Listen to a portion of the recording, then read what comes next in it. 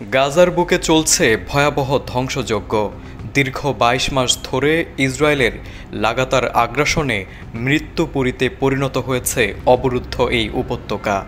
হামাসকে উৎখাত ও জিম্মি উদ্ধারের অজুহাতে দিনরাত নির্বিচারে চালানো হচ্ছে বোমাবর্ষণ। এর পাশাপাশি বন্ধ করে দেয়া হয়েছে মানবিক সহায়তার সব পথ। খাদ্য, পানি ও ঔষধের তীব্র সংকটে ধুঁকছে গাজার কোটি মানুষ। এই নিপীড়িত জনপদে এবার খবর এলো পুরো গাজা দখলে নিতে চান ইসরায়েলের প্রধানমন্ত্রী বেনিয়ামিন নেতানিয়াহু, আর এতে সরাসরি সমর্থন দিচ্ছেন মার্কিন প্রেসিডেন্ট ডোনাল্ড ট্রাম্প।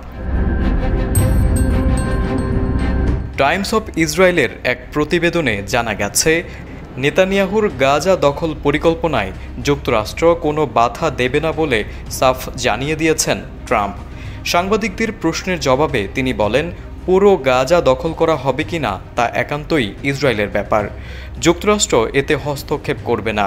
এমন বক্তব্যে ইঙ্গিত স্পষ্ট যে নেতানিয়াহু গাজা পুরোপুরি গ্রাস করলেও ট্রাম্প প্রশাসনের সমর্থন অব্যাহত থাকবে।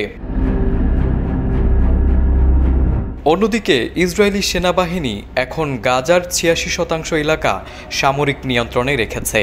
বিভিন্ন এলাকায় জোর করে বাস্তুচ্যুতি করা হচ্ছে সাধারণ মানুষকে। কেউ হারাচ্ছেন ঘর, কেউ পরিবার, আবার কেউ হারাচ্ছে জীবনের সব আশা। আর এই ভয়াবহ মানবিক সংকটে আন্তর্জাতিক সহানুভূতির বদলে ইসরায়েল পাচ্ছে বিশ্ব ক্ষমতার ছায়া। মার্কিন প্রশাসন যদিও দাবি করছে তারা গাজার মানুষের মানবিক চাহিদা পূরণের জন্য উদ্যোগ নিচ্ছে। ৮ দিন আগে ট্রাম্প ঘোষণা দিয়েছিলেন গাজায় স্থাপন করা হবে নতুন খাদ্য বিতরণ কেন্দ্র।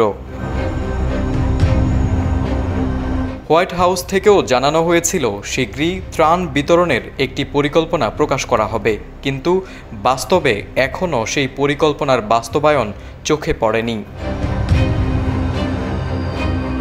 নেতানিয়াহুর এই দখল পরিকল্পনা শুধু একটি ভূখণ্ড নয়, বরং গোটা অঞ্চলের নিরাপত্তা ও স্থিতিশীলতার জন্য হুমকিস্বরূপ।